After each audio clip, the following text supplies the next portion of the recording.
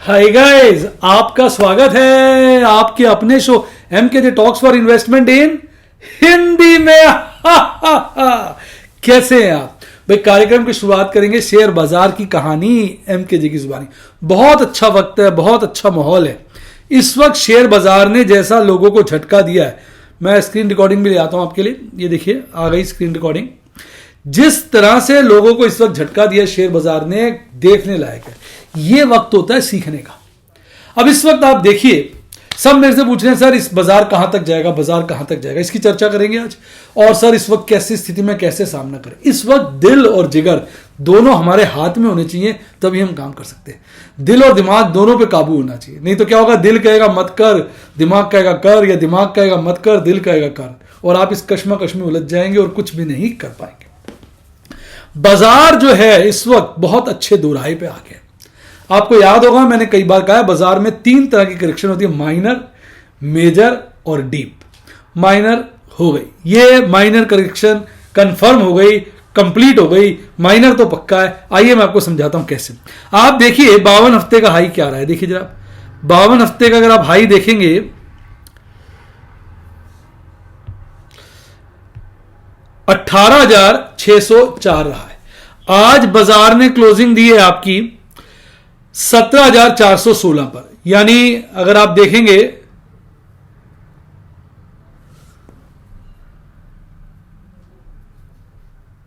17,416 पर बाजार ने क्लोजिंग दी है।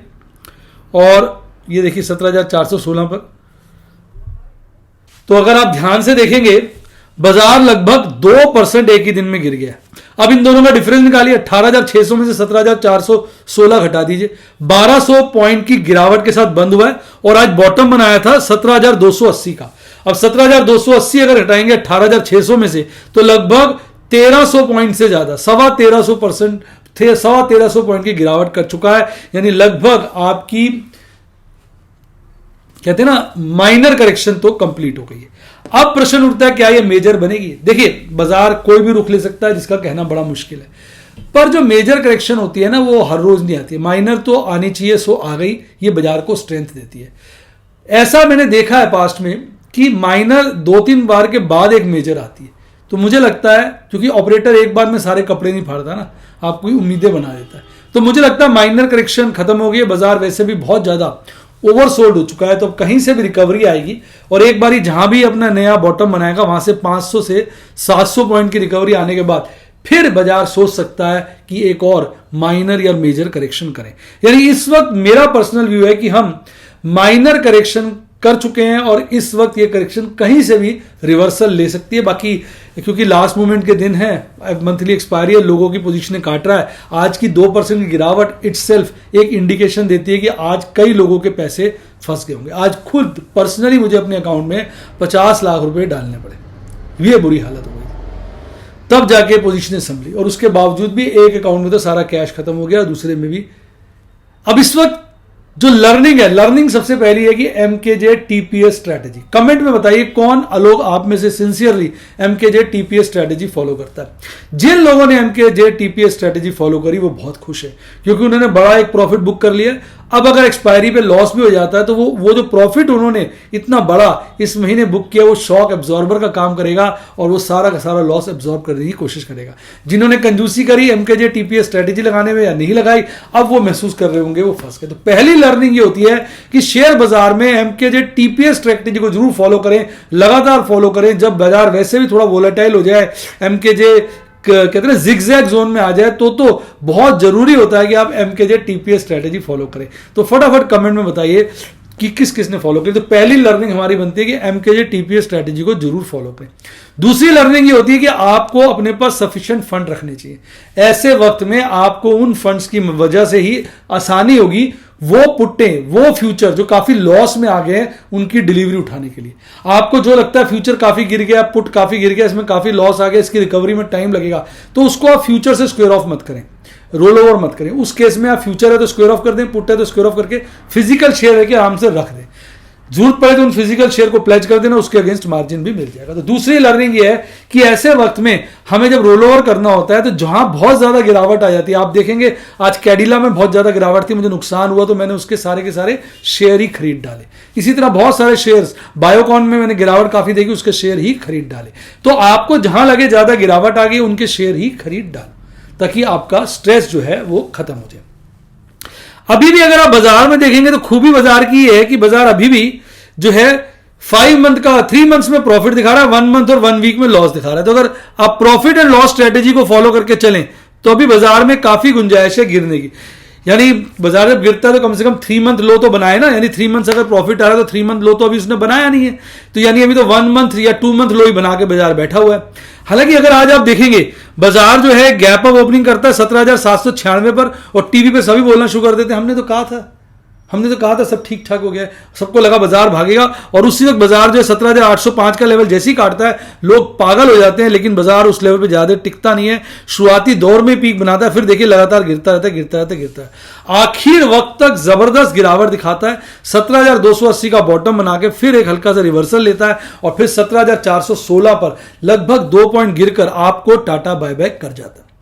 तो इस माहौल में वही कामयाब है जिसके पास फंड्स हैं, जो शांति से बैठा डिलीवरियां उठा रहा है, क्योंकि इसके बाद जब बाजार थोड़ी रिकवरी लेगा तो आप कॉलें बेच सकते हैं। अभी कॉलें मेरे हिसाब से नहीं बेचनी चाहिए, लेकिन आपको लगता है बाजार बहुत गिर सकता है तो फिर आपने जिसकी डिलीवरी उठाई उसकी कॉल भी साथ साथ बेच दो। आज मात्र ये 8 शेयर्स थे जो हरियाली में थे, इसके अलावा सारे शेयर्स लालियाली में बंद हुए। सबसे ज्यादा तेजी भारतीय एयरटेल में थी, इसके अलावा सब में तेजी जो है हल्की फुल्की थी। जेएसडब्ल्यू स्टील ने भी कहते हैं रिवर्सल दिखाया, हिंडाल्को ने भी रिवर्सल दिखाया, power grid, Cipla, Britannia, Grasim, ये सब जो है हरियाली में बंद हुए। गिरावट वाले शेयरों की बात करेंगे तो बहुत ज्यादा हाहाकार था। आज 2 शेयर थे जो 5% से ज्यादा गिरे, ओएनजीसी और बजाज फाइनेंस। इसके अलावा 4% से ज्यादा गिरने वाले 3 शेयर थे, रिलायंस, टाटा मोटर्स, बजाज फिनसर्व और आपका, ये तीनों शेयरों ने 4% से ज्यादा की गिरावट दिखाई, और 3% से ज्यादा की गिरावट वाली फहरिस्त लंबी थी। मैं उसमें से कुछ ही शेयर लेके आया हूं, एनटीपीसी, आईओसी और इन टाइटन कंपनी, जिन्होंने लगभग 3.5% से ऊपर की गिरावट बाजार में दिखाकर सबको चौंका दिया। तो ये थे आज के भारी भरकम शेयर्स। अब आप कैंडलस्टिक चार्ट पे बात करिए। एक बुरी तरीके से आप देखेंगे अब जो है आपका ए शेप फॉल, अब ए भी कहना चाहिए, अब तो ए एक तरफ ज्यादा ही हो गया ना, लंबा खिंच गया, बहुत जबरदस्त fall. Bollinger band decisively cross हो गया। ये जो पीले रंग में आप देख रहे हैं 16,122, ये 200 दिन का मूविंग एवरेज है। इस वक्त बाजार जो बंद हुआ है 17,440 पे हुआ। जो मेजर करेक्शन होती है ना उसमें बाजार लगभग आपके 200 दिन के मूविंग एवरेज पे आ जाता है, अभी उससे खासा दूर है। मुझे ऐसा लगता है कि अब बाजार को एक रिकवरी दिखानी चाहिए, बाजार बहुत ज्यादा ओवरसोल्ड में है। हालांकि चार्ट्स अगर आप देखेंगे तो कैंडलस्टिक चार्ट और एमएससीडी चार्ट और आरएसआई सारे कह रहे हैं बहुत ज्यादा गिरावट। आरएसआई 40 के नीचे डिसिसिवली आ गया है, यानी शॉर्ट टर्म में बाजार बेरिश हो चुका है। और एमएससीडी चार्ट का हिस्टोग्राम लाल देखिए आज कितना बड़ा बना है, यानी इन सभी चार्टों पे बहुत ज्यादा कमजोरी है और ये कह रहे हैं कि ज्यादा गिरेगा। एक ही अच्छी बात है वो ये भी अभी थोड़ा यहां पर भी कमजोरी दिख रही है, क्योंकि आप अगर देखेंगे 17,400 के लेवल पे देखिए कितनी जबरदस्त कॉल राइटिंग हुई है, यहां पे पुट राइटिंग भी हुई है, यानी 17,400 पे पुट राइटिंग कॉल राइटिंग से ज्यादा है। तो 17,400 के नीचे अब गिरावट रुकती सी नजर आ रही है। हालांकि कॉल राइटर्स ने तो बहुत ज्यादा अपनी पोजीशन बढ़ाई है, 17,500 पे भी कॉल राइटर्स ने अपनी पोजीशन बढ़ाई है, पुट राइटर्स ने अपनी फौजें कम की हैं, पर बहुत ज्यादा फौजें कम नहीं की हैं। और 17,000 पे तो पुट राइटर्स भरम मार हो गई है, और इवन 17,800 में भी देखोगे हल्की फुल्की पुट राइटिंग कम हुई है। तो यानी मॉरल ये है कि इस वक्त 17,800 एक क्रूशियल लेवल है। हो सकता है हम रिकवरी जो है अब 17,800 के ऊपर देखें। रीजन ये है कि कॉल राइटिंग भयंकर हुई है, तो हो सकता है अब ऑपरेटर कॉल राइटर्स को काट दे। पुट राइटर्स के तो उसने पता नहीं क्या क्या उतार दिया है, क्या क्या उखाड़ दिया है, हम सोच भी नहीं सकते। तो ये एक बस इसमें एक अच्छी बात है कि कॉल राइटिंग बहुत ज्यादा हो गई है, पुट राइटर्स को तो बहुत ज्यादा उसने निचोड़ लिया है। हो सकता है बाजार खींच के ऑपरेटर कॉल राइटर्स को भी निचोड़ दे। और दूसरा अच्छी बात ये नजर आ रही है कि देखिए पीसीआर कितना नीचे है, 0.5। मुझे याद ही नहीं 0.5 मैंने पीसीआर कभी देखा हो। ये मेरा ख्याल कोविड की सेकेंड वेव या फर्स्ट वेव के दौरान का पीसीआर बन चुका है। जितनी भारी गिरावट बाजार ने आज दिखाई है, मेरे ख्याल पिछले 7-8 महीने की हाईएस्ट गिरावट है, और ऐसी गिरावट मेरे ख्याल वो सेकंड वेव के आसपास देखने को मिली थी। तो बाजार बुरी तरह से ओवरसोल्ड है। तो किसी वक्त भी ये रिकवरी ले सकता है, ये इसमें एक अच्छी बात है। अब अगर आपके निफ्टी बैंक की बात करें तो निफ्टी बैंक में भी जो है हालत खराब है। अभी भी 3 मंथ्स का तो प्रॉफिट ही चल रहा है, 1 मंथ का लॉस है। तो 1 मंथ का लॉस है तो उसके हिसाब से पोजीशन साफ नजर आ रही है कि बाजार में अभी भी एक माइनर करेक्शन तो हो गई है, क्योंकि इसने जो पीक बनाया था 41,829 का बनाया था, मोटा मोटा 42 कह लीजिए। आज बॉटम बनाया है 36,655 का, मोटा मोटा 36,650 कह लीजिए। अब 42 में से गए तो 5,000 तो एक हो गए, 47 5 42, 5,300 कह लीजिए, 400 कह लीजिए, 5,400, हाँ 5,600, 18 में से 5,200 के आसपास ये अपने पीक से गिर चुका है। इसका भी वही पोजीशन था, कल ये बंद हुआ था 37,976 पर, आज गैप अप ओपनिंग करता है 38,332 पर, शुरुआती दौर में ही 38,241 का यहां पीक बनाता, फिर गिरता रहता सारा दिन। और उसी तरह निफ्टी की तरह आखिरी क्षणों में एक बॉटम बनाता है 36,655 पे, फिर रिकवरी लेता है और अल्टीमेटली 37,128 पर बंद होता है, लगभग 2.25% गिरकर 2.25% गिरकर आपको जीप दिखाता हुआ चला जाता है। एक वीक के अंदर ही आप देखेंगे 4% की गिरावट है। और अगर आप निफ्टी 50 का देखेंगे एक हफ्ते के अंदर इसकी भी भारी गिरावट थी, लगभग 4% के, 3.25-4 के बीच है। और निफ्टी बैंक की जो गिरावट है आप देखिए वो है लगभग 4% से भी ज्यादा। तो बहुत अच्छी करेक्शन सारे इंडेक्स दे चुके हैं, जिसके चलते ऐसा लगता है कि माइनर करेक्शन तो ओवर हो गई है, अब एक बार बाजार को रिकवरी लेनी चाहिए। आप अगर देखेंगे तो सारे 12 के 12 शेयर इसके गिरे हुए थे। इवन जो कोई भी शेयर आप पकड़ेंगे बहुत ज्यादा गिरा हुआ था। आरबीएल बैंक 5% के आसपास में गिरा पड़ा था। और अगर आप देखेंगे सबसे कम गिरावट इंडसइंड बैंक में थी, हालांकि वो काफी कम थी। आईसीआईसीआई बैंक भी लगभग 1.5% गिरा हुआ, यानी 12 के 12 शेयर लालियाली में थे, जबकि निफ्टी 50 में 8 शेयर हरियाली में थे, 42 शेयर हरियाली में थे। यहां तो बिल्कुल ही कपड़े फट गए। अब इसका कैंडल देखिए, इसने तो बड़ी भारी लंबी गिरावट दिखाई है। देखिए यहां से गिर रहा है, लगातार गिर ही रहा है, और ये भी बोलिंजर बैंड को क्रॉस कर चुका है। और अब इसका भी अगर आप 200 दिन का ईएमए देखेंगे, नीचे दिखाई दे रहा होगा आपको पीले रंग में 35,628 का, ये क्लोज हुआ है 37,252 पर, लगभग वहां से ये 1600 पॉइंट ऊपर है, 16 पॉइंट। तो बहुत भारी करेक्शन कर चुका है।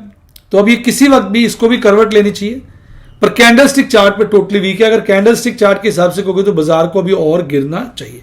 यही बात एमएसीडी चार्ट कह रहा है, यही बात आरएसआई कह रहा है। आरएसआई 40 के नीचे आ गया, बहुत भयंकर गिरावट है।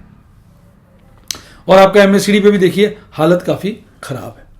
अब अगर आप आ जाए इसके ऑप्शन चेन एनालिसिस तो देखिए कॉल राइटर्स कितने कहते ना तेज हो गए हैं। आज 37,128 पे बाजार बंद हुआ, 38,000 पे देखिए बहुत भारी कॉल राइटिंग, और पुट राइटर्स मैदान छोड़ के भागे। एक 37,000 का लेवल है जहां पे कॉल राइटिंग बढ़ी है, पर पुट राइटिंग भी बढ़ी है। पुट राइटिंग कॉल राइटिंग से ज्यादा है, तो 37,000 एक बहुत अच्छी सपोर्ट है। इसको बाजार अभी मुझे काटता हुआ नहीं लग रहा, पर कल एक बार इसको काट भी सकता है। पर अब ये किसी वक्त भी चढ़ेगा, क्योंकि पुट राइटर्स के जितने कपड़े फटने थे फट चुके हैं, वो पुट राइटर गायब भी हो गए हैं।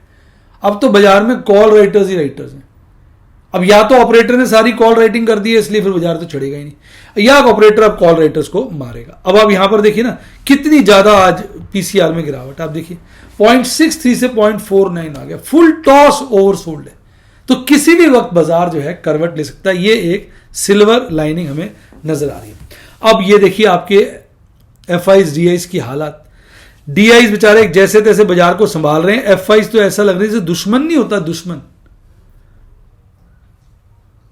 दुश्मन बन चुका है और बुरी तरह से बेच रहा है। आज भी 3500 करोड़ की बिकवाली की है, उसके अगेंस्ट डीआईज ने 2000 से ऊपर 2000 करोड़ से ऊपर की खरीदारी करी, पर फिर भी लगभग 14 करोड़ से हल्की कम नेट बिकवाली निकल के आई है। 1400 करोड़ से हल्की कम नेट बिकवाली निकल के आई है। तो ये हालात बाजार में इस वक्त बने हुए हैं।